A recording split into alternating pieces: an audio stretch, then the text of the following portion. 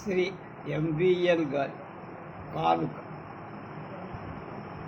మొదటి భాగం 9/8/25. ఇది ముళ్ళపూడి వెంకటరమణ గారి రచనలపై సమగ్ర విమర్శ. దీనికి ముందస్తుగా అని ఆరుద్ర పుస్తకం ఇలా ఉంటుంది.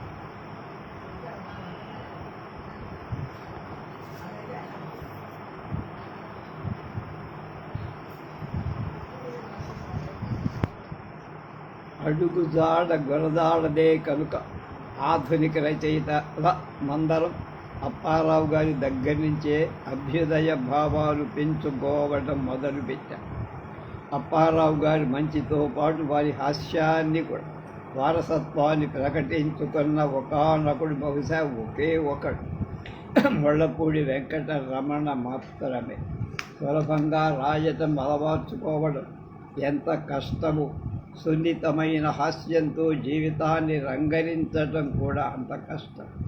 ఆద్యంతం నవ్వు తొణికిసలాడేట్టు గంభీరమైన ఇతివృత్తాన్ని నడిపించడం అంత తేలికైన విషయం కాదని అప్పారావు గారి ఒకసారి హెచ్చరించారు. ఈ సంగతి ముళ్ళపూడి వెంకటరమణకు స్వానుభవం. లోపల ఎంత బడబాగ్ని ఉన్నా సముద్ర జలాలు శీతలం. చేదు సత్యాలకు మంచి నువ్వుల పంచదార పాకం పట్టించడం, ఆ సత్యాలను 5 వాళ్ళ చేత తెలిపించాలని తాపత్రయపడే వాళ్ళకి చాలా అవసరం. ఈ అవసరాన్ని తన రచనా వ్యాసంగము తొలి దశలోనే ముళ్ళపూడి వెంకటరమణ గుర్తించాడు. పట్టుమని 10 ఏళ్ల పట్టుదలతో 2 పూటలా ఒక జీవిత కాలాన్ని, ఒక జీవిత చరిత్రకు సరిపడే రచన రమణ చేశాడు. ఆధునిక సాహిత్యంలో తనకు స్థానం సుస్థిరం చేసుకున్నాడు. చదవగానే ఇది రమణీయమైన శైలి అని తప్పున తెలిసిపోయి గొప్పతనాన్ని సంతరించుక అతని యాస అనుకరణ పరాయణులకు మంచి మూస.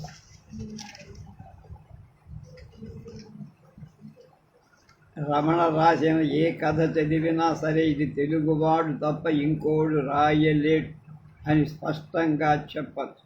ఆయన ఊహలు తెలుగుతనంతో ఊపిరి పీలుస్తాయి. తెలుగు వాళ్ళ మంచి చెడ్డలు, మాయమర్మాలు, కష్ట సుఖాలు, నిత్య నైమిత్తికాలు, ఈతి బాధలు, మధుర స్వప్నాలు ఒకటేమి తెలుగు జీవితం. ఆయన కథావస్తు. గుడుగు ఒక తోట అంటాడు. సంతి పిల్లలకు తెలుగు రాదు కనుక అబద్ధాలు ఆడరట. రమణ ఎన్నడూ తెలుగు మీరిపోడు కనుక ఎప్పుడు సుబద్ధాలే సృష్టిస్తారు. ఒక రచయిత చేసిన సృష్టిని ఎప్పుడో తీరుబాటుగా సాహిత్య చరిత్రకారులు, పరిశోధకులు, విమర్శకులు అంచనా వేయటం లోక పరిపాలన. అయితే యుగకర్తల విషయంలో ఒక ప్రత్యేక విభాగాన్ని రాణింపచేసి వారి విషయంలో కూడా మినహాయింపులు ఉంటాయి. అందుకే రమణ సాహిత్యంపై ఎంవిఎల్ అప్పుడే ఈ సమగ్ర పరిశోధన చేశారు. ఎంవిఎల్ విద్యార్థి దశలో ఎవరి కోరి సాహిత్యాన్ని అభ్యసించారు. ఇప్పుడు అధ్యాపకుడై సాహిత్యాన్ని బోధిస్తుంది. సర్వసాధారణంగా మన కళాశాలలో ఉపన్యాసకులు మొక్కుబడికి, పొట్టకూటికి ప్రాచీన సాహిత్యంలోని గోరంత స్వల్పరస కొండంత చేసి పాఠాలు చెప్పటం రివాజ్. వాటి మీద పరిశోధన చేసి కొట్టిన పిండిని గోనెల్లో పోసి డాక్టరేట్ సంపాదించుకొని మర్నాడా విషయాలు విస్మరించటం కూడా రివాజే. అయితే ఎంవిఎల్ అలాంటి వాడు నేటి సజీవ సాహిత్యంపై అభిమానం, ఈనాటి ప్రముఖ రచయితతో సాన్నిహిత్యం, అధునాతన ఉద్యమాల పట్ల ఉత్సాహం, నవీన ప్రక్రియ పట్ల జిజ్ఞాస అతనికి మెండుగా ఉన్నాయి. అందుకే ఈనాటి వచన రచనలో సరికొత్త విప్లవాన్ని తెచ్చిన రమణ సాహిత్యంపై తన దృష్టిని కేంద్రీకరించారు. సమగ్ర పరిశోధనకు పూనుకొని సమగ్రత కోసమే రమణ రాసిన కొన్ని తరహాల రచనలు సమీక్షించారు. రమణ రచనలో దొరికిన జాతి జీవనాడి పట్టుకొండ. విప్లవకారుడు ఎప్పుడూ సంప్రదాయాన్ని విస్మరించలేడు. సంప్రదాయాన్ని సరికొత్త బాణీలకు సద్వినియోగం చేసుకుంటారు. రమణ చేసింది, ఎంవిఎల్ ఎత్తి చూపింది ఇదే. పాత రీతుల్లో కొత్త అభిప్రాయాలు చెప్పినప్పుడు ఈ విప్లవం కొట్టొచ్చినట్టు కనపడు. అందుకే పంచతంత్రాన్ని, బేతాళ పంచవింశతిని, సాలభంజికల బాణీలను రమణ సామర్థ్యంతో ఈనాటికి అనువుగా మలచుపడు. అందువల్లనే ఆధునికమైన ఈ కథ ఆంధ్రులకు ఆత్మీయ. రమణ, ఎంవిఎల్ ఇద్దరూ నాకు ఆత్మీయులు. వాళ్ళ ప్రతిభను కొనియాడడం ఆత్మస్తుతే. ఇది మానేసి కొంచెం పరచింత వైపు చూపి ప్రసరిస్తా. నిజానికి సాహిత్య లోకంలో నాకు పరులెవ్వరూ లేరు. అభిప్రాయాలు భేదాలు వచ్చినప్పుడు అయిన వాళ్ళే పరుల కింద జమ కట్టేవాళ్ళు కొందరుంటారు. రమణ అభ్యుదయరహిత కాడని, ఆయన కమిట్మెంట్ లేదని కొందరన్నట్టు ఎంవిఎల్ ఈ గ్రంథంలో చెప్పారు. రమణ తొలి నుండి అభ్యుదయవాదే. ఇటీవల స్వయం ప్రతిపత్త గల అభ్యుదయ రచయితల సంఘంలో సభ్యుడు కూడా. శాస్త్రీయ సామ్యవాదంలో మూల సూత్రాల్ని, జీవితాన్ని సమగ్రంగా పరిశీలన చేశాక ఏర్పడినవి. రమణకు వర్గ స్వభావాలు తెలుసు. ఆ తత్వాలు కూలంకషంగా పరిశీలించి రచనలు చేశాడు. ఈ విషయాన్ని అడుగడుగునా ఎంవిఎల్ మనకు చక్కగా వివరించి ఇందుకు అతన్ని అభినందిస్తూ ముళ్ళపూడి భాయి జాన్సన్కి ఎంవిఎల్ బాస్వెల్ అంట. జాన్సన్ అనేటువంటి మహా కవి, రచయిత, విమర్శకుడు, నిఘంటుకర్త.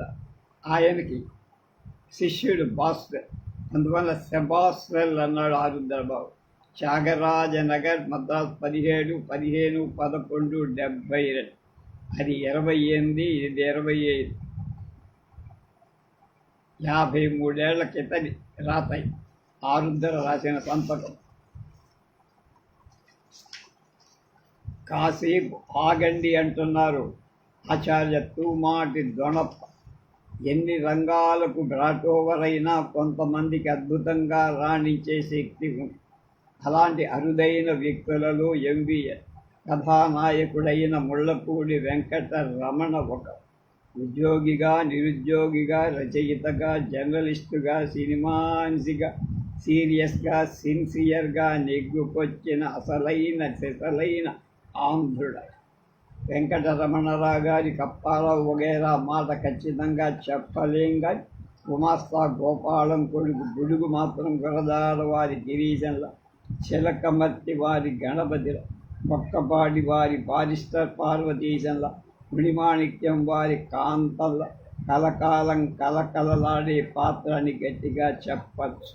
అంతేకాదు పిల్లల పేరుతో, పెద్దల పేరుతో వచ్చిన బాల సాహిత్యం, ఆబాల గోపాలాన్ని ఇంతగా ఆకర్షించిన బాలగోపాలం వంటి పాత్ర మరోటి లేదంటే అతిశయోక్తి లేదు.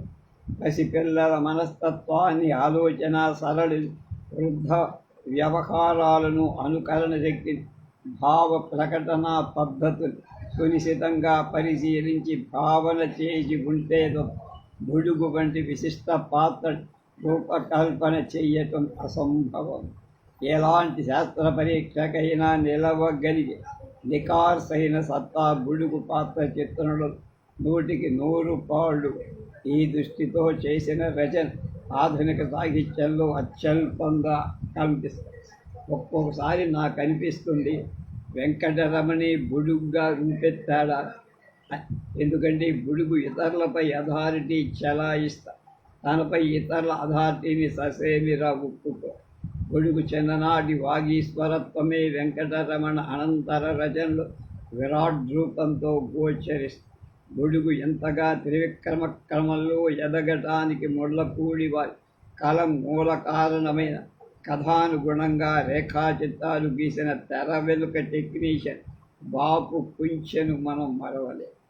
కావిళ్ళు కాగితాలు ఖరాబు చేసి వృద్దండ పండితులు, ప్రబంధ సుందరులే కవిత్వాన్ని, పాషాణ పాకం లేని పాండిత్యాన్ని మెచ్చుకోలేరు కూడా. మచ్చుకునేవాళ్ళు చూసి పైపెచ్చు ఏకగ్రీవంగా ఏడ్చుకోడు. అందులోనూ సినిమాని సాహిత్య జీవితం ఇంత లాగుపాటి సమీక్ష ఏమిటా అని బోర్డు ఆశ్చర్యపడిపోయి ఈ పాపానికి ఒడిగట్టిన దుష్మన్ ఎవరు రాని కోప్పడత.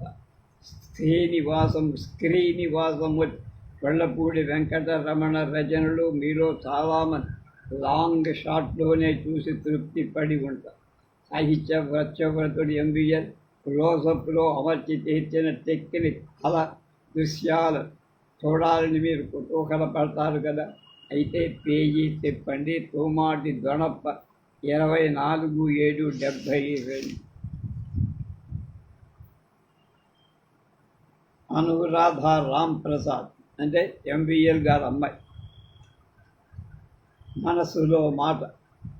అందమైన ఒక చిత్రం సృష్టికర్త సర్వశ్రీ బాపు గారి ఎంబీఎల్ 75వ పుట్టినరోజు వేడుకగా అయినా వీలు చేసుకొని వస్తానన్న శ్రీ ఎస్బి బాలసుబ్రహ్మణ్యం గారి కానుక. ఇంతకు ముందు ప్రచురించిన నవోదయ వాళ్ళ పునర్ముద్రణ గురించి అడిగితే బాగుంటుంది. ప్రస్తుతం నేను వేయలేను, మీరు వేయండి అన్న మా శ్రేయోభిలాషి సహృదయులు శ్రీ నవోదయ రామ్మోహన్ రావు గారి కవర్ పేజీ ఎలా బాగుంటుంది అని చెప్పటమే కాక అందంగా ముస్తాబు చేసి పంపిన పుస్తక ముద్రలో విలువైన సూచనలిచ్చిన శ్రీ భీమ్ గారికి, అరుదైన ఫోటోలు పంపిన శ్రీ వర ముళ్ళపూడి గారి, కార్యక్రమం భుజాన వేసుకున్న డాక్టర్ ఎస్టిపి శ్రీ వెంకటేశ్వరరావు గారి సహకారం అందించిన బి చంద్రశేఖర్ బొడ్డపాటి, రమణమూర్తి, సిహెచ్ వేణు గారు అందంగా ప్రచురించిన సాహితీ ప్రచురణలు విజయవాడ వారి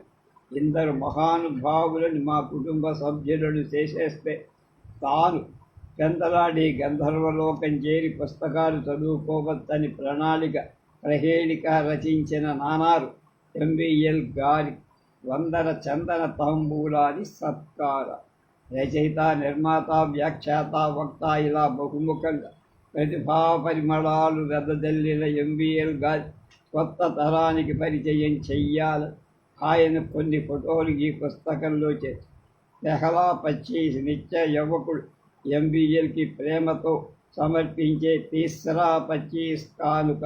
అనురాధ శ్యామ్ ప్రసాద్. అసలు కథలోకి ఎంబీఎల్ కథ కానుక ప్రలోభం.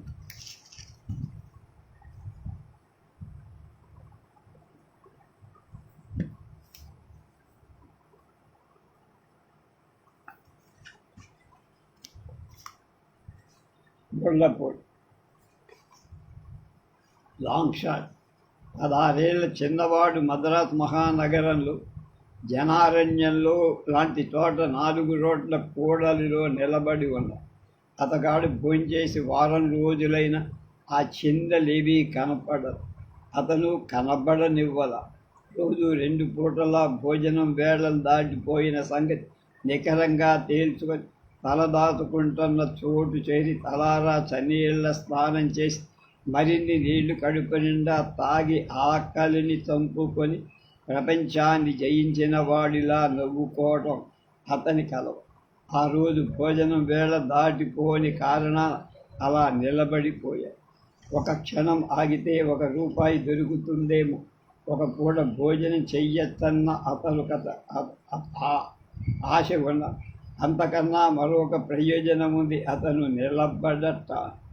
భోజనం చెయ్యకుండా ఆకలి ముఖంతో నా గుమ్మల్లో పడుకో, అన్నం తింటే ఇంటికి రా, లేకపోతే పో అని నిలవనీడనిచ్చినవా చెప్పిన ధర్మ సూక్ష్మం తలకి భోజనం చేసినట్టు నటించడం నేర్చుకున్నా.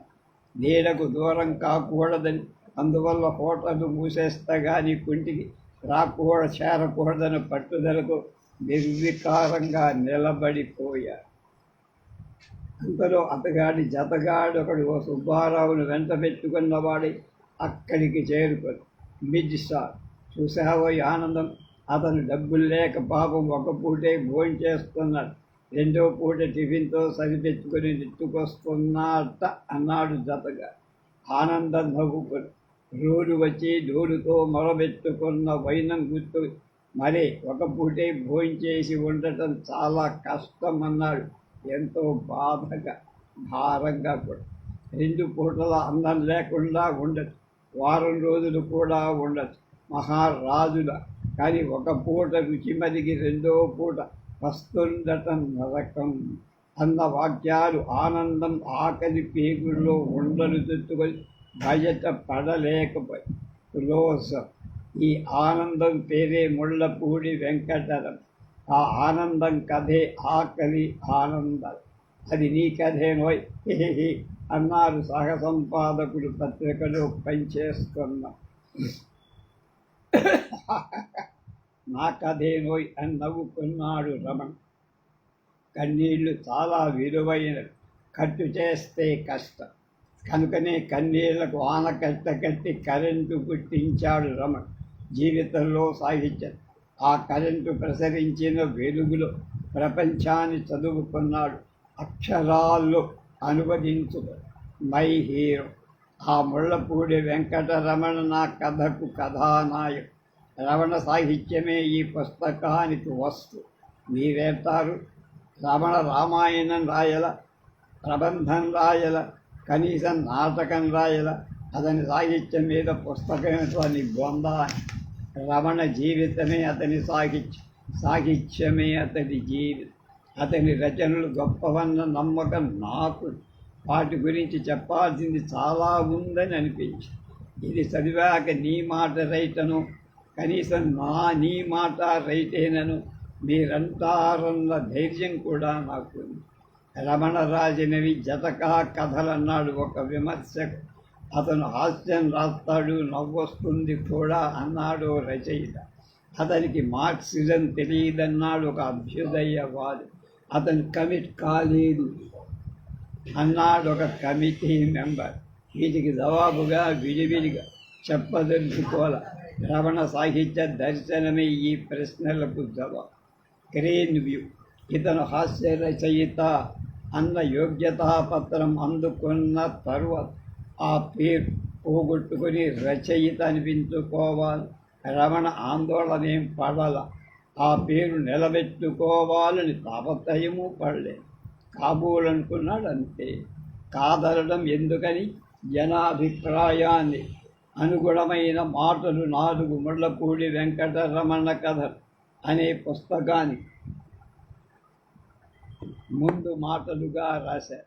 ఇందులో కథలన్నీ కూడబలుకొని కలిసికట్టుగాని విడివిడిగా కానీ రచయితకి తెలియకుండా మీ దగ్గరికి గుట్టుగా వచ్చి ఇందులో దేశానికి సందేశాలున్నాయి తెలుసా అని చెప్పి అంతటితో ఊరుకోక అవేమిటో కూడా వెల్లడి చేసినట్టు అభినయిస్తే ఇంకోసారి నవ్వే అలాగేలే అనండి. వాటి మాట మట్టుకు నమ్మక. ఇది రమణ చెప్పిన పచ్చి అబద్ధం.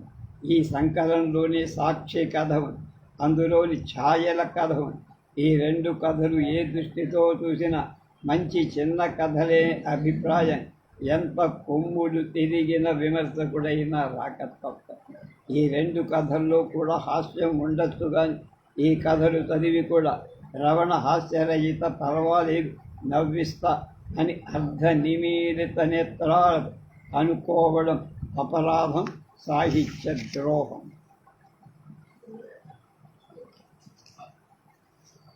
నవ్వుతో పాటు 2 కన్నీటి బొట్లు కూడా రాల్సిందే నిజమైన హాస్యం. అటువంటి హాస్యరస రమణీయత రమణ రచనలో కనపడు. శబ్దం నుంచి ప్రభవించి నిశ్శబ్దంగా పర్యవసించే జీవితంలోని ప్రతిధ్వని రమణ రచనలో వినపడుతుంది. జనతా జన. రమణ రాసిన అక్షరాల 25 కథలు 2 పౌరాణిక కథలు తప్పించి ఏ రచయినా మధ్యతరగతి జీవితాన్ని చూపిస్తారు. మధ్యతరగతి మనుషుల కష్టసుఖాలు, డబ్బిబ్బందులు, సమాజంలో వాళ్ళ పరిస్థితి, ఉద్యోగాలు, ఆశలు, దురాశలు, అడియాసలు, అతని కన్నీళ్లు, కలలు, కలవరింతలు, భ్రమలు భ్రమింప చెయ్యట, డబ్బంటే లెక్కలేనట్టుండటం, డబ్బు కోసం తాపత్రయపడడం, ఎదురు దెబ్బలు, ఓదార్పులు, అవమానాలు, అసూయలు.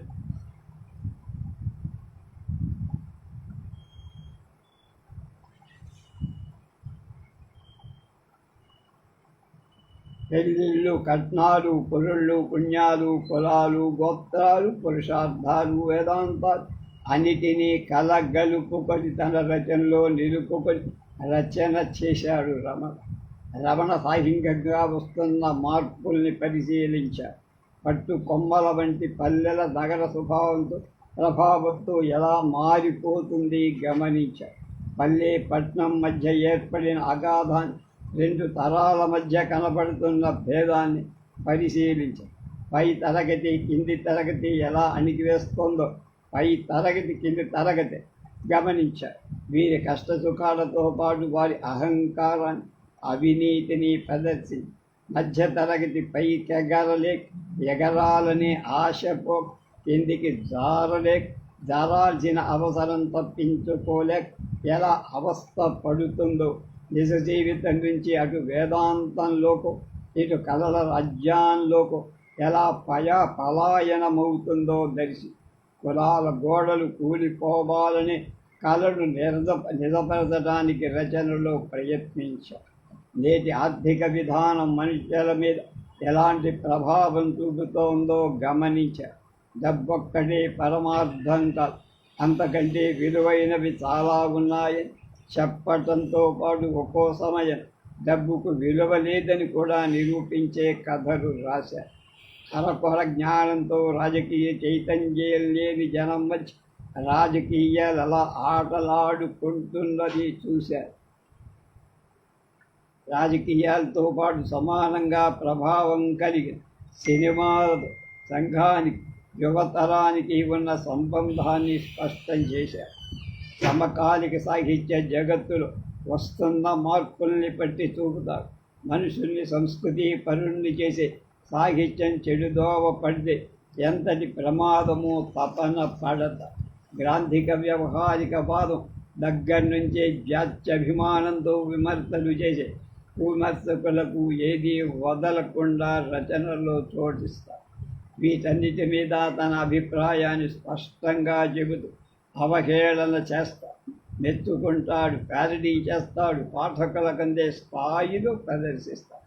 లోకం తన రచనలో ప్రతిఫలించే, తన రచనలు లోకంలో ఆదరణ పొందే సున్నితంగా, సుతారంగా, కారంగా, కరుణాత్మకంగా, గంభీరంగా రచనలు చేసిన రమణ కేవలం హాస్య రచయిత అన్నది శుద్ధ అబద్ధం.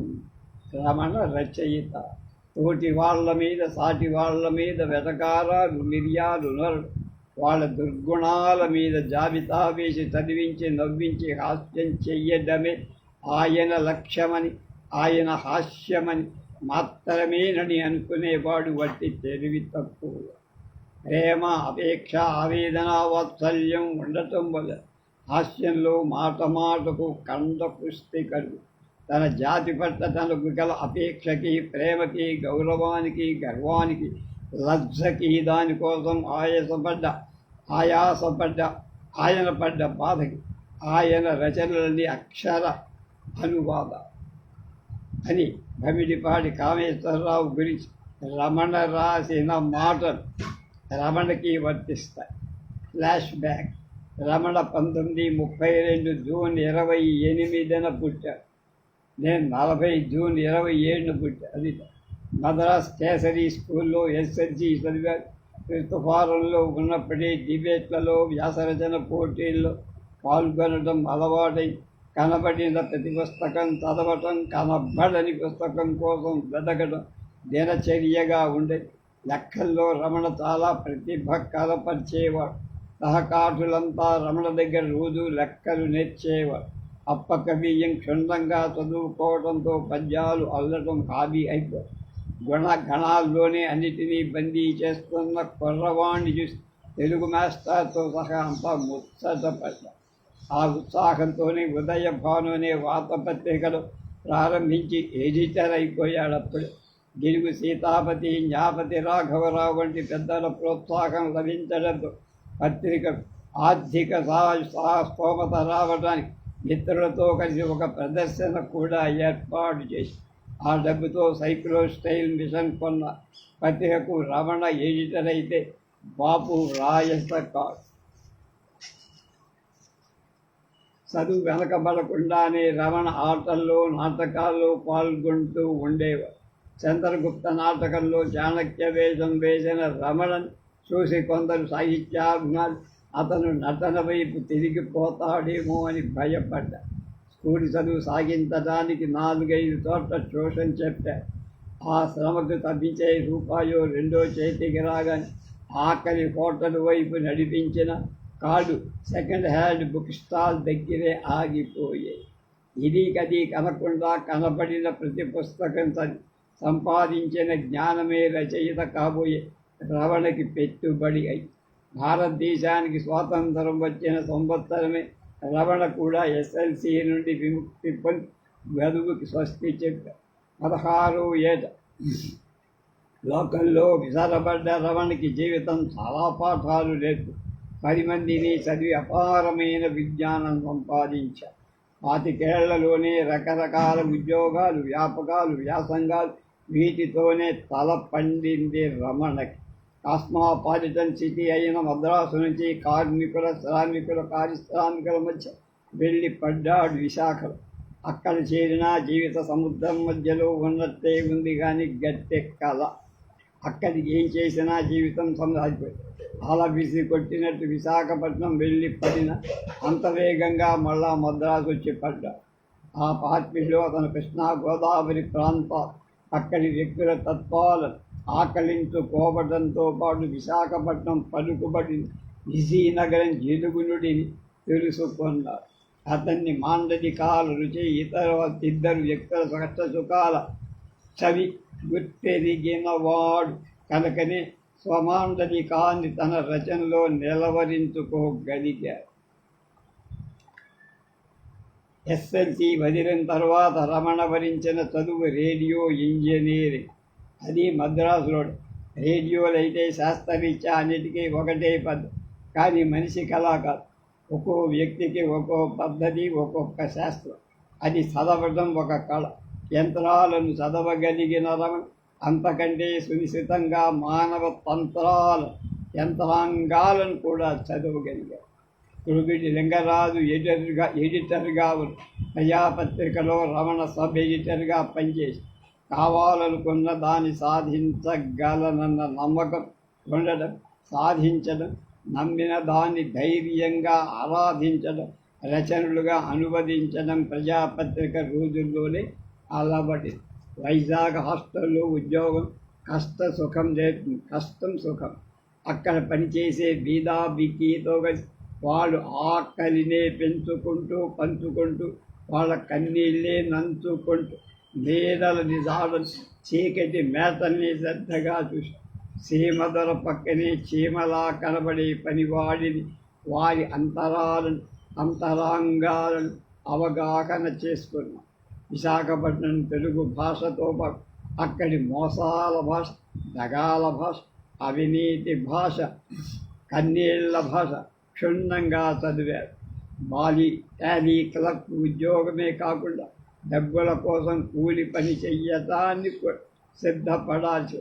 చదువుకున్నోళ్ళు మా కూట్లో దుమ్ము కొడుతున్నారని తిట్టుకుంటున్న కూలివాడి మాటలు సత్యానికి హార్బర్ ఉద్యోగానికి గుడ్ బై చెప్పారు. రమణ చేసిన అన్ని ఉద్యోగాల కంటే ఈ ఉద్యోగం అందించే అనుభవం చాలా రచనల్లో కనపడుతుంది. వ్యక్తుల చిత్రణలో కనపడు, ఉపమానాల్లో కనపడదు. చివరికి ప్రాణమిత్రుడు సినిమాలో సృష్టించిన హార్బర్ వాతావరణంలో కూడా కలదు. మద్రాసు చేరుకోవాలి, అక్కడే స్థిరపడాలన్న తపన ఎక్కువ. అప్పటికి సబ్ ఎడిటర్ కావాలన్నది రమణకు అదో దేవేంద్ర పదవి అనిపించింది. ఏలూరులో దిగి మద్రాసు వెళ్ళడానికి డబ్బు సంపాదించే మార్గాలు ఆలోచించారు. ఈదర వెంకట్రావు గారు చాలా మంచివారని, రచయితలంటే అభిమానాలు కనపరుస్తారని విని అక్కడికి వెళ్ళారు. వెంకట్రామ, మీ పత్రికకు 4-5 కథలు రాసిస్తా, నాకు మద్రాసు వెళ్ళేందుకు డబ్బు ఇవ్వండి అని అడిగి సరేననిపించుకొని అక్కడే కూర్చొని కథలు రాశారు. అవి తన సంచికలో భద్రంగా పరిచి హుషారుగా ఈలేసుకొని ఏలూరు రోడ్ల మీద ఒక రౌండ్ కొట్టి తిరిగి వెళ్ళేసరికి సంచి కాస్త మాయ. రమణ సగం చెప్పిన కథ విని వెంకట్రావు గారి కంట నీరుది.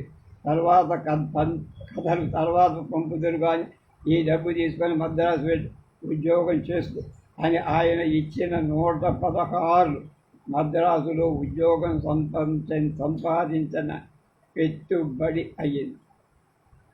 ఎవరైనా మా దగ్గర ఉద్యోగం లేదంటే రమణకి కోపం వచ్చేదిగా, జాలేసి పాపం నిజంగా ఉద్యోగం లేదేమో, వాళ్ళు మాత్రం ఏం చేస్తారు అని తనను తాను ఓదార్చుకొని మళ్ళీ అన్వేషణలో పడిపోయాడు. ఐఆమ్ ఏ రైటర్, నేను బోరన్ రైటర్ని, నేను సబ్ ఎడిటర్ ఉద్యోగమే చేస్తా, ప్రూఫ్ రీడర్ చెయ్యను అన్నది రమణ సంకల్పం. అప్పటికి అతను రాసిన కథలు బాలపత్రికలో వచ్చాయి. అంతకు మించిన రచనలు చెయ్యను. అయినా నేను రచయితని, మంచి కథలు రాస్తా, బాల కథలు రాయను అన్న నమ్మకం వేరే ఆవేశం. అప్పుడే అసిస్టెంట్ డైరెక్టర్గా ఒక డబ్బింగ్ పిక్చర్ పనిచేశాను. అక్కడ రకరకాల భాషలతో మాట్లాడే వారి మాటల్ని తనకు అర్థమైన భాషలో డబ్ చేసుకున్నాడు.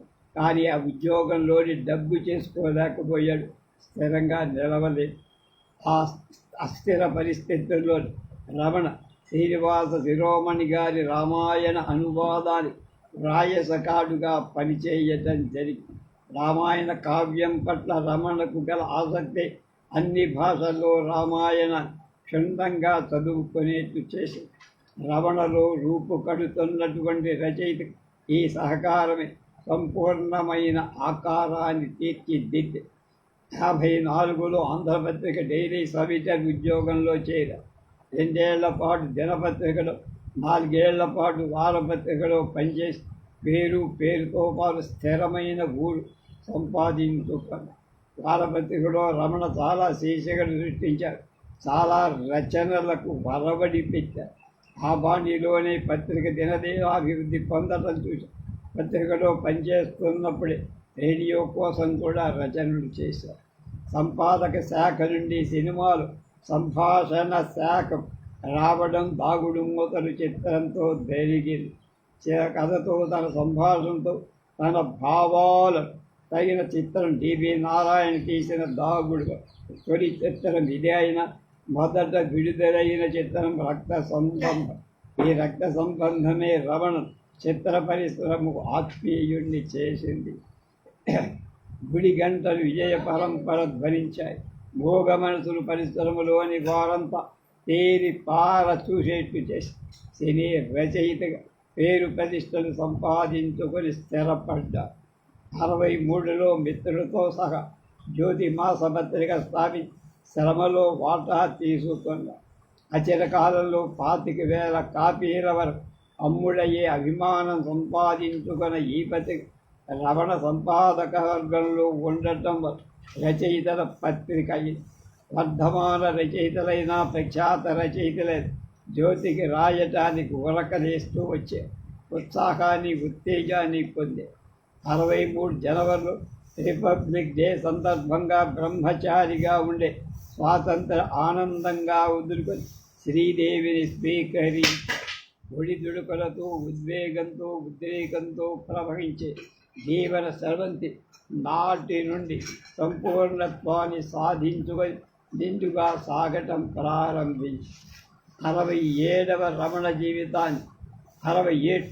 రమణ జీవితాన్ని మలుపు తిప్పింది.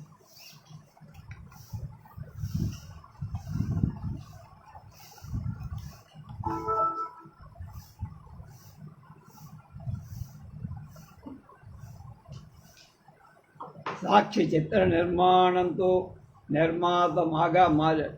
తాను రాసిన కథకు తనకు నచ్చిన ఖండాంతరవాసులు కూడా మెచ్చేట్టు చిత్రం నిర్మించి రచనలో లాగని చిత్ర నిర్మాణంలో సాహస కృత్యాలు చేసి నిలబడగలి. తర్వాత సంవత్సరానికి ఒకటి చొప్పున నిర్మిస్తూ వచ్చిన బంగారు పిచ్చిగా బుద్ధిమంతుడు, బాలరాజు కథ, సంపూర్ణ రామాయణ నిర్మాతగా రమణ స్థాయిని పెంచుతూ ఆంధ్ర ప్రజల అభిమానాన్ని సంపాదించి పెట్టారు. అహం బ్రహ్మ రచయితగా రమణ నేల విడిచి సాముగారి రచన కానీ చెయ్యడు. అతని రచనలో తెలుగు మనుషుల్ని చూడచ్చు, వాళ్ళ ఆశల్ని చూడచ్చు, కళలు, రాజకీయాల వలల్ని చూడచ్చు. తన రచనలు చదివి మామూలు మనుషులు అమాంతం మారిపోతారని కానీ, అంతా మంచివాళ్ళైపోతారని కానీ ఏ రచయిత వెర్రి ఆవేశం పెట్టుకో. కాకపోతే తన రచన లోకానికి అవసరమని ఏ కొంచెమో ఉపకరిస్తాయని నమ్మకం లేకపోతే అసలు రచన చెయ్యలే. ఆ నమ్మకం వేడి కలిగిస్తే, పాఠకుల ఆదరణతో ఆశ చిగురిస్తే రచయితగా లోకంతో ఆత్మీయత ఏర్పరచుకుంటారు. రమణకు ఆ నమ్మకం ఉంది, ఆశ ఉంది, కనుకనే ఆత్మీయత వెలుగు నీడ. లోకంలో మనుషులు ఉంటారంతే, మంచివాళ్ళు చెడ్డవాళ్ళని రెండు కులాల వాళ్ళు ఉండరు. సాక్షి చిత్రంలో ఎంత చెడ్డ పకీరు చుక్క కన్నీళ్లకు దేవుడు.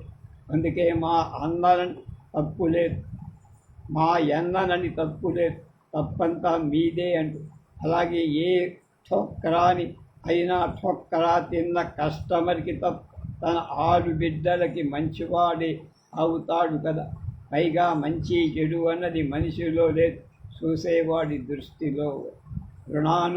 రుణానంద లహరిలో అప్పారావు తోట ఒక మాట అనిపిస్తాడు. మంచి చెడ్డ అనేవి రిలేటివ్ బై, మనిషికి ఉండే చుట్టరికాన్ని బట్టి ఉంటాయి. నేనంటే నీకు గిట్టనప్పుడు నాకు మంచిదైంది, నీకు చెడ్డదవుతుంది. మనుషుల మంచి చెడ్డల గురించి సాక్షిలో చుక్క కూడా ఉంటుంది. మంచోళ్ళు చెడ్డోళ్ళు అంటూ ఇదిగా ఉండరు మామ, మంచి చెడ్డ కలిస్తేనే మడిసి. రమణ రచనలో ఈ విషయాన్ని చాలా ప్రాధాన్యత కనపడుతుంది.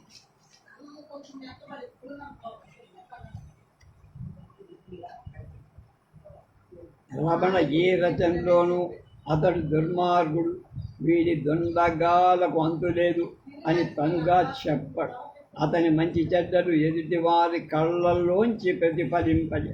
అందుకే రమణ రచనలోని ప్రతి వ్యక్తిలో మంచి చెడు రెండూ కనపడు. జూల్స్ వెర్న్ నవలలో ఆయన దాన్ని రక్షించిన ఆయుధాన్ని మీరు హృదయం ఉన్న మనిషి సహృదయులు అన్నాడు సర్ ఫ్రాన్సిస్ ఆశ్చర్యానంద్. మరే అప్పుడప్పుడు నాకు తెలియనప్పుడు అంటాడు పాగ్. అలాగే బాగా తీరిక లేక అందులోనూ ఏదో స్వార్థము ఉంటే తప్ప ఏ వ్యక్తి మరొకటి చేత మంచి అనిపించుకొనే మంచి పని చెయ్య.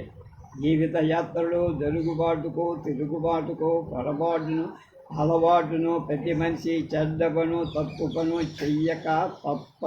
అంత మాత్రం చేత అతని మీద దుర్మార్గుడని ముద్ర వెయ్యలే. జీవిత సమరంలో అస్తిత్వ నిరూపణ తిమింగిల గిలంతంతు తరకక తప్పదు. వేట కథలో రమణ రాసిన ఎరడి చూస్తున్న పులిని చూస్తున్న వేటగాన్ని చూస్తున్న ఎరని పులిని వేటగాన్ని చూస్తున్న పులిని చూస్తున్న వేటగాన్ని చూస్తున్న ఎరని మేస్తున్న పులిని కాస్తున్న సంబ్రహ్మలు. ఏది ఎర, ఏది పులి, ఏది గురి, ఏది బలి, ఎవరు మంచి ఎవరు చెడు, ఏది పాపం ఏది పులి. ఈ తత్వదర్శన ఫలితంగా రమణ రచన మనుషులతో నిండి ఉంటాయి. కేవలం మంచి వాళ్ళ కోసం చెడ్డవాళ్ల కోసం నిండి ఉండవు, చెడ్డవాళ్లతో మంచి వాళ్ళతో నిండి ఉండవు. కనుక ఏ కులాన్ని, ఏ వర్గాన్ని, ఏ తరగతి, ఏ జాతిని మంచిగానో చెడుగానో రమణ చిత్రించడు. పడుగు పేక కలిస్తేనే బట్టకు ఆకారం, వెలుగు నీడ నిలిస్తేనే మనిషికి ఆత్మ. రుచిగలప రమణ రచనలన్నీ తేటైన వ్యవహారికం.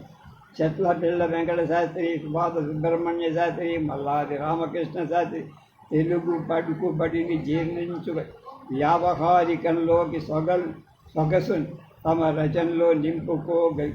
చాలామంది రచయితలు తాము వ్యావహారిక వాదులమని పబ్లిక్గా చెప్పుకుంటూనే చాలా గ్రాంధిక రూపాలు వాళ్ళు వాక్య నిర్మాణంలో కూడా గ్రాంధిక మర్యాదల్ని పాటిస్తారు.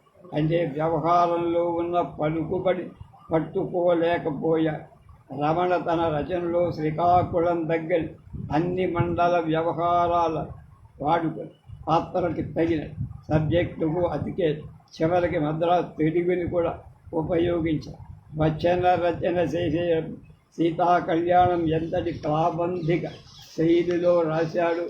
అది కాక మిగిలిన అన్ని రచనలు ఉచ్చారణలో శబ్దం ఎలా ఉంటుంది అక్షరాల అలాగే చేస్తుంది. అంతేగాని పదస్వరూపం మారిపోతుంది పండితులేమనుకుంటారు, నన్ను జంకు పడుతుంది అనే జంకు రాల. మాండలిక పదాన్నే కాక సామెతల్ని, జాతీయాన్ని కూడా కథ అవసరం గమనించి ఏ ప్రాంతంలో ఏ స్థాయి వాళ్ళు ఎలా ప్రయోగిస్తారు అలా చేసి ఈ సామెత జాతీయాలు కూడా అవసరాన్ని బట్టే వాడినట్లు కనపడతాయి. కానీ రచయిత పాండిత్య ప్రకటించటానికి పనిగట్టుకు చేసినట్లు గోల్డ్ కాయని వ్యావహారికంతో పాటు తను రాసుకున్న సబ్జెక్టు, అప్పు, రాజకీయ, సినిమా, ప్రేమ వీటికి తగినట్లు కొన్ని వందల పదబంధాలు సృష్టించాడు. వాటికి తగిన వ్యక్తుల పేర్లు సృష్టించుట. తెలుగు భాష ఇంత కంట్రిబ్యూషన్ మరీ ఇతర రచయితల నుంచి రాలేదు. తెలుగు భాషకు ఇంత కంట్రిబ్యూషన్ మరే రచయిత దగ్గర నుంచి అలాగే ఆయా విషయాలు ప్రత్యేకంగా అతికే సామెతను, సంప్రదాయపు నుడులు మార్చి రాసుకోవటం కూడా కనబడు. పొయిట్రీ ట్రీట్మెంట్ అన్నారు. సామాన్యంగా రచయిత తను చెప్పదలుచుకున్న విషయం కళ్ళకు కట్టినట్టు కనపడడానికి కవిత్వానికి పద్యాలు రాస్తారు. రమణ దృశ్య సాక్షాత్కారం తన రచనలో కవితా శైలిని ఉపయోగించుతారు. పదాలతో, వాక్యాలతో బొమ్మలు తయారీ వాటిని పాఠకుల ఎదట నిలబెట్టారు, ఆడించారు. కవితా శైలితో రాయటంతో పాటు రమణ వచన రచనలో ఒక తూగు, ఒక గమకం గమనించారు. వాక్యాలు బ్యాలెన్స్డ్గా నడుస్తాయి. వీటితో పాటు భాషలో వేగాన్ని సాధించాడు. ఆ వేగాన్ని పదాల్లో, అక్షరాల్లో తీసుకురాగలి. తాంబూలాలు ఇచ్చేశారు కథలు, చివర ఉండే ఉత్తరం, వేట కథలో అప్పన్న, రుణద రాజుల సంభాషణ, అన్ని రచనలో కాయిన్ చేసిన కొత్త పద భాష రమణ తెచ్చిన వేగాన్ని ప్రదర్శిస్తుంది. చిరంజీవి రమణ సృష్టించుకున్న పాత్రడు శాశ్వతత్వాన్ని సంపాదించు చాలా తేలికగా లోకంలో స్థిరపడి అప్పారావు, 2 జళ్ల చేతి, గొన్నాభం, గుడు, సీగాన పెసుగునాం, పడుగురి నోళ్లలో 10 కాలాల పాటు వినపడే పేరు. అలాగే రాజకీయాలకు, సినిమాలకు అవి చెప్పే ఎడతెగని కథలు, వేసే చెక్కుమళ్లకు తీసే నేర్పరితనాన్ని పాత పాత్రని ఉపయోగించుకున్నాడు బేతాడు. విక్రమార్కుడు అలా వచ్చారు. వివిధ విషయాలపై అనర్గళంగా అభిభాషించడానికి తగిన వ్యక్తి గిరీశమని గిరీశం లెక్చర్లు రాశారు. ఇది నవలైనా, చిన్న కథ అయినా, చివరికి జీవిత చరిత్ర అయినా ఎన్నుకున్న పాత్ర సంపూర్ణ స్వరూపాన్నిస్తాడు రమణ. సినిమసి కథనం సినిమాటిక్గా సాగటం రమణ ప్రత్యేకం. సినిమా టెక్నిక్తో ఫోటోగ్రాఫిక్గా కథ, సన్నివేశాలు నడపడం రచనకు వేగం వస్తాయి. ఒక్కో సన్నివేశంలో 3D ఎఫెక్ట్ కూడా కనదు. సహజీవనం మనతో పాటు మన జీవితంలో పక్షులు, జంతువులు కూడా పాలు పంచుతాయి. తెలుసో తెలియకో మనం వాటితో సహజీవనం చేస్తూనే ఉన్నాం. ఇంత విడదీయరాని అనుబంధం ఉన్న వాటి రచనలోకి రానివ్వకుండా తోలేస్తుంటారు మామూలు రచయిత. రమణ హాస్యానికి కాకుండా విషాదాన్ని, సటైర్కి కూడా పక్షుల్ని, జంతువుల్ని రచనలో వాడుకున్న మహారాజు, యువరాజు కథలు. పిల్లకాకి యువరాజు నెత్తిన రెట్ట వెయ్యడానికి ఉత్సాహపడ్డం, రుణానంద లహరి మొత్తం వాటితోనే సాగడం. 2 అమ్మాయిలు 3 అబ్బాయిలు రామనాథం గారి ఉపన్యాస సందర్భం కాకి మేక ప్రవేశపెట్టడం అన్ని రమణ ప్రత్యేకతలను ప్రస్ఫుటం చేసేవి. సమస్యలతో రణం ఎన్నుకున్న సబ్జెక్టు ప్రధానంగా అప్పులు, రాజకీయాలు, ప్రేమ, సినిమాయి అయినా చాలా సమస్యలు ప్రతి కథలు తొంగి చూస్తూ ఉంటాయి. కొన్ని బాహాటంగా కనబడి తల వేలాడేసేవైతే మరికొన్ని ఆర్చేవాడిలా, తీర్చేవాడిలా అని పాఠకుడిని అడిగి తల వంచుకొని తొలగిపోతాం.